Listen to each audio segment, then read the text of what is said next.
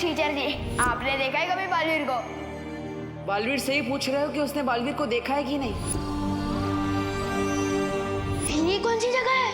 दुखेश मनोद्विग्न मना। कहना क्या चाहते हो ब्रो?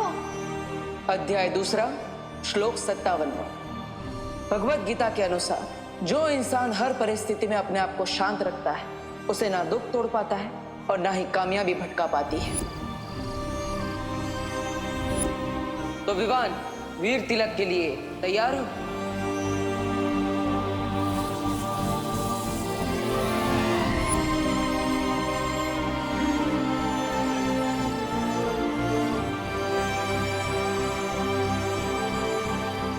बलवीर, क्या हुआ?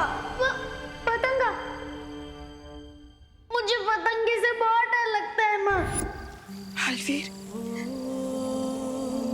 मेरे जीवन का वो सबसे बड़ा खुशी का दिन था जब सबसे पहले तुमने मुझे माँ कहा था। मुझे गर्व है तुम्हारी माँ बनने पर।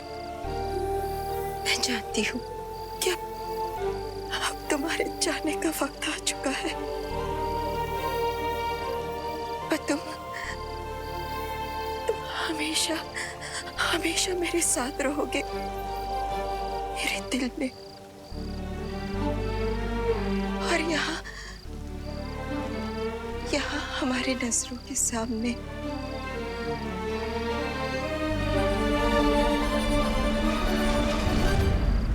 जब भी अच्छाई का योद्धा वीर गति को प्राप्त होता है उसे अच्छाई का परम सम्मान मिलता है, और बालवीर से ज्यादा अधिकार इस वीर सम्मान पर किसी का नहीं हो सकता।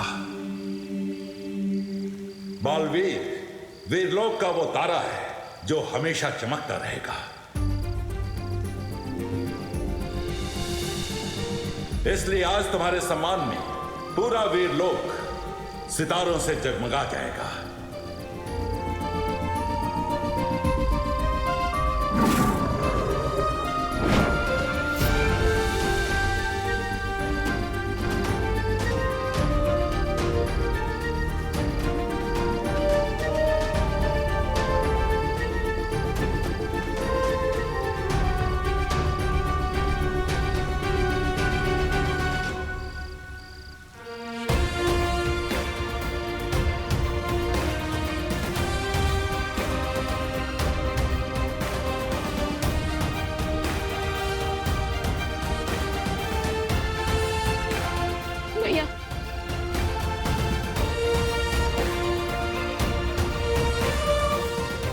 अलविदा, अलविदा बालवीर।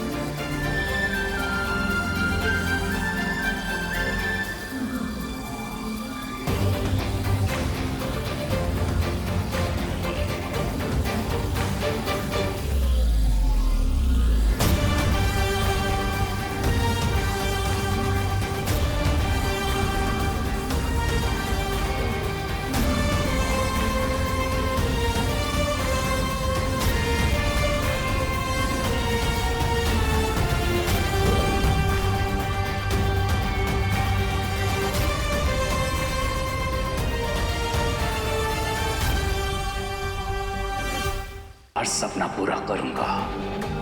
इस दुनिया से बालवीर और अच्छाई के नामो निशान को मिटा दूंगा।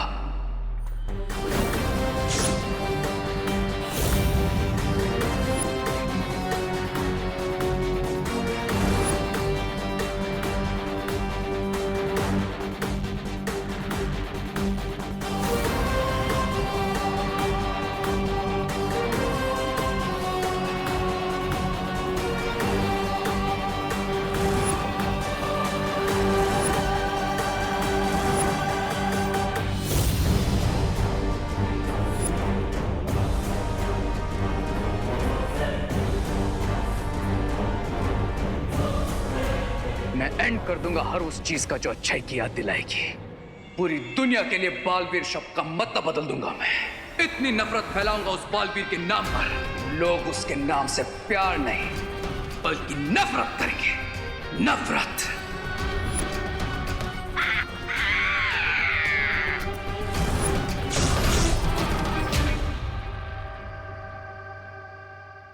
माँ, दादाजी, खुशी, विवान, आप सब मेरा परिवार है।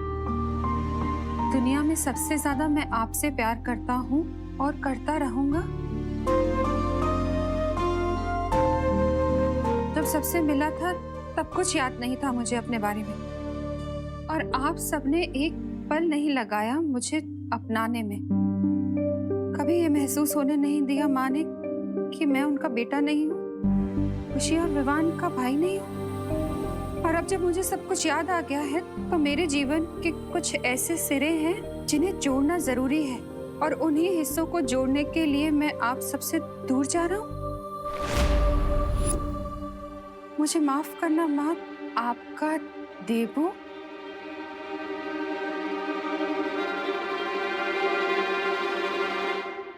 विवान, वो माँ। बोलो नहीं, सुनो। क्या मजाक है ये? आंटी, ये मजाक नहीं है। अरे लेकिन ऐसे कैसे जा सकता है वो? ऐसे थोड़ी ना होता है। जब मन किया आ गए, जब मन किया चले गए। बेटा है वो मेरा, वो ऐसे नहीं जा सकता। विवाह, तूने रोका क्यों नहीं उसे? हाँ? काश रोक पाता माँ, पर नहीं रोक पाया।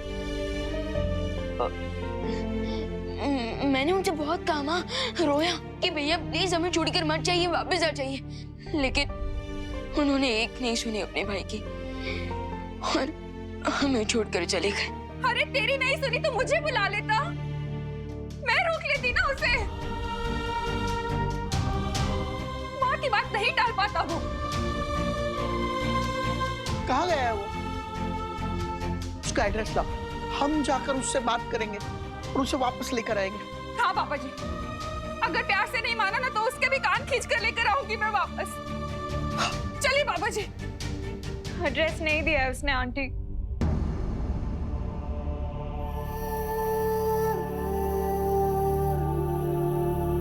क्या? ऐसे कैसे देबू भैया हमें छोड़ के जा सकते हैं? दादाजी, उन्हें कॉल लगाइए। मैं अभी फोन करता हूँ। उसका फोन नहीं लग रहा है।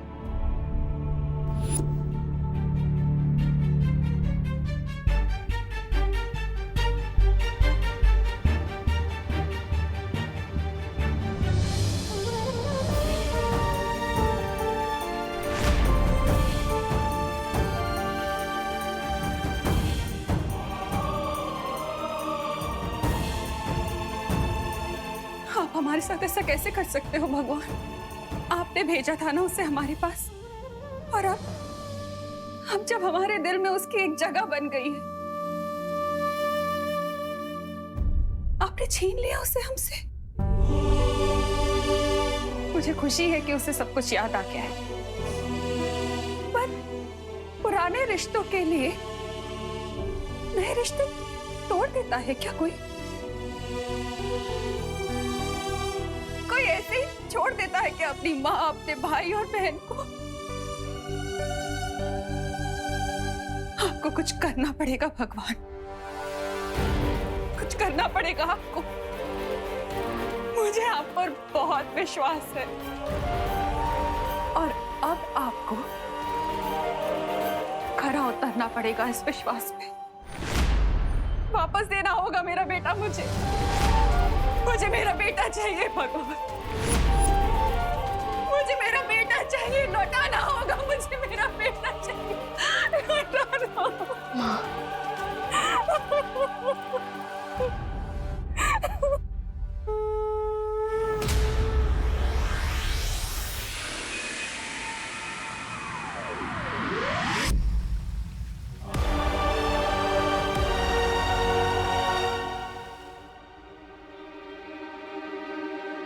अगर उसे जाना ही था तो एक आखिरी बार हमसे मिलकर तो जाता।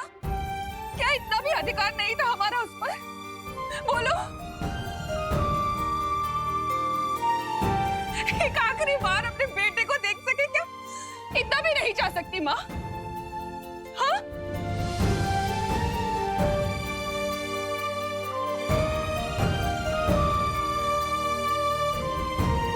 हाथ जोड़ती हूँ आपके सामने, मुझे मेरा बेटा वापस चाहिए, वापस चाहिए मुझे मेरा बेटा।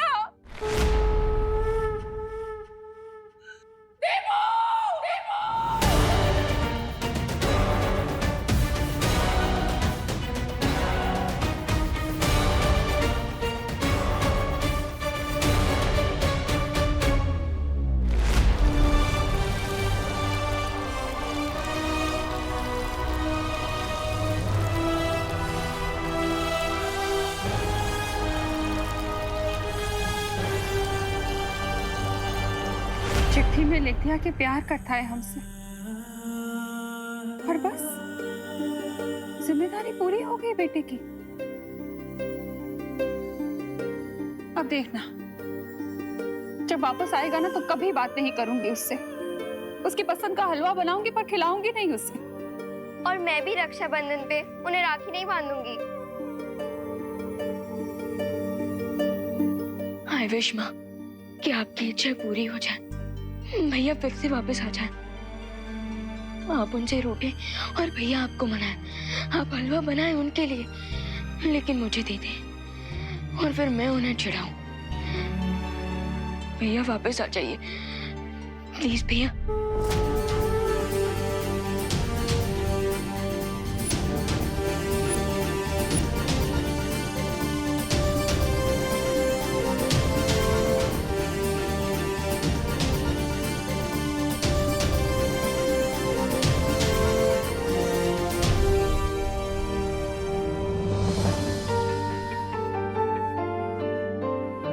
हम सब भी यही चाहते हैं विवान, लेकिन अब शायद कभी मैं उसे वो हेलो नहीं कह पाऊंगी। दिल से बुलाया देबू आया।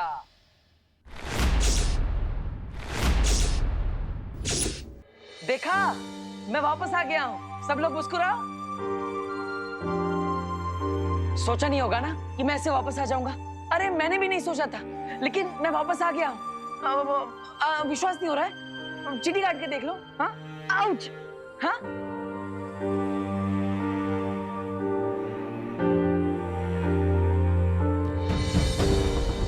अरे माँ, माँ कहाँ जा रहे हो?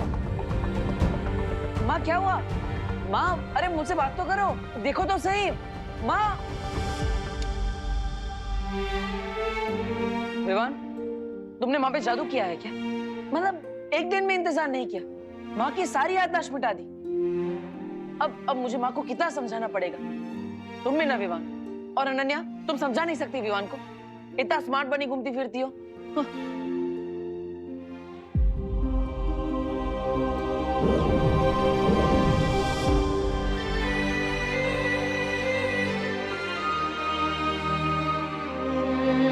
क्या विवान, तू मजाक कर रहा है?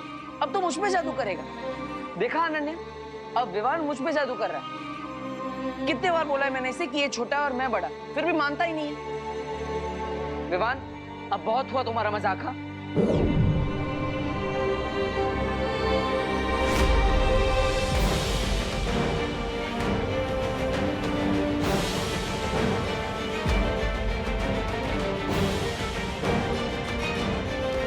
अनन्या, ये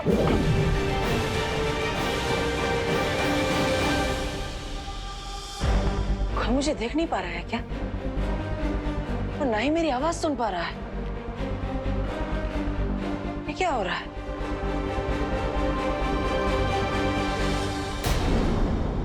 हुआ तुम्हारा मजाक। हाँ,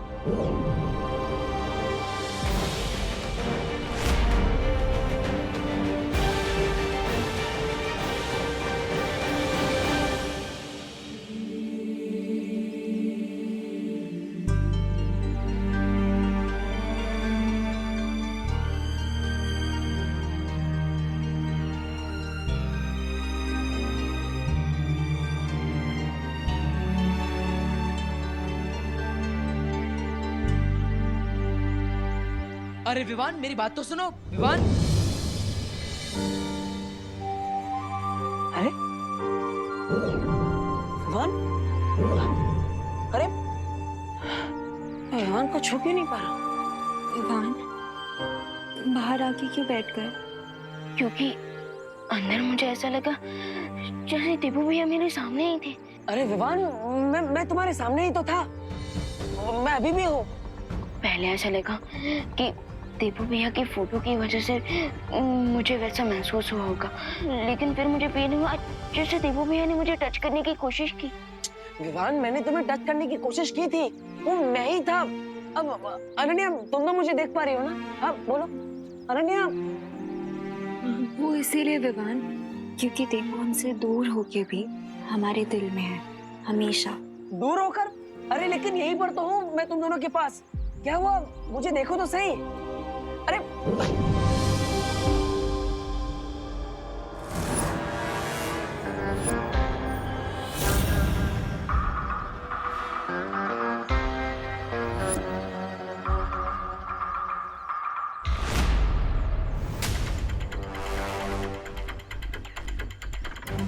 अरे तो ये है हमारा दुश्मन जो पिछले इतने दिनों से हमारे सामने था, पर मैं इसे पहचान नहीं पाया और ये मुझसे नहीं बचेगा।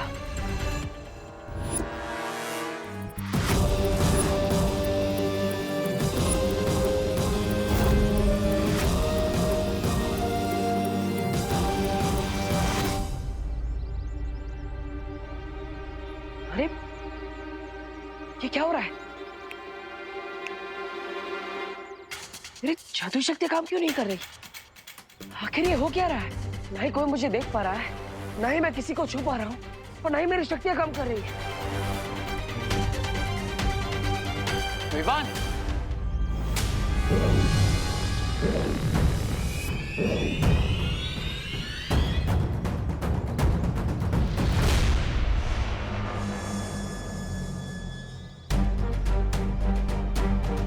विवान, दूर रहो मेरे भाई से।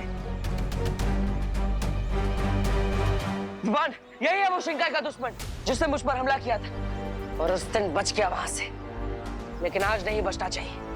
विवान, विवान, अब जो भी मैंने देवों के बारे में सुना, क्या वो सच है? मेरा मतलब है कि भारत नगर के लोगों को मैंने कुछ बातें करते हुए सुना, क्या वो सच है? मैं कहीं पर भी नहीं गया, अभी भी यहीं पर हूं।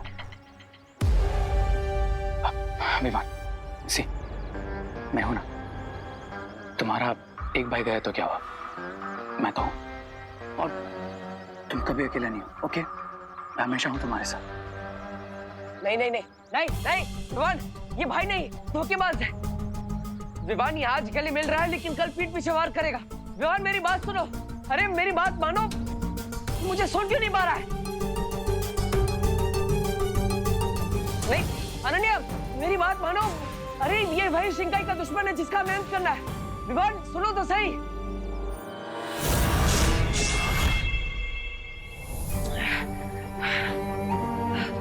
क्यों भगवान जी, आपने ऐसा क्यों किया? मुझे वापस क्यों भेजा? अगर सब कुछ जानकर भी मैं अपनों की मदद नहीं कर सकता, तो मेरे वापस आने का फायदा क्या? मुझे वीर लोग जाकर शौर्य से मिलना होगा। उनके पास असीम शक्तियां हैं, वो जरूर मुझे देख पाएंगे।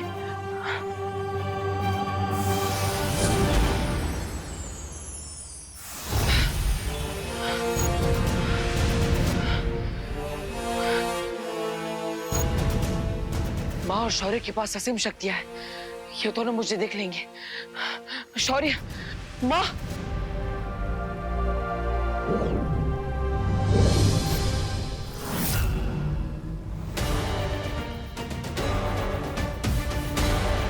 शौर्य, शौर्य कुछ तो कहिए।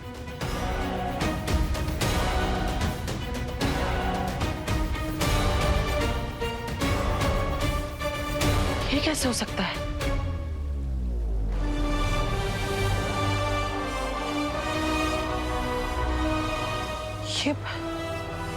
ये पवित्र भूमि तो वैसी की वैसी है। मैं तो यहीं से बाहर आया था। फिर पहले विवान मुझे नहीं देख पाया और अब और शौर्य भी मुझे नहीं देख पा रहा है। कहीं इसका मतलब ये तो नहीं कि मैं वापस आया हूं और मेरा शरीर नहीं। लेकिन ये कैसे हो सकता है कि मैं सिर्फ एक दिव्य रोशनी बनकर लौटा जिसे कोई महसूस नहीं कर सकता। ये सब क्या हो रहा है? ये सब मेरे कारण हुआ है। इस सब का गुनहगार मैं हूं बालपरी। मुझे और ज्यादा सोच समझकर निर्णय लेने चाहिए थे। इस बार वीरलोक मार्गदर्शन में चूक हुई है मुझसे, इसलिए मैंने अखंड समाधि लेने का निर्णय लिया है।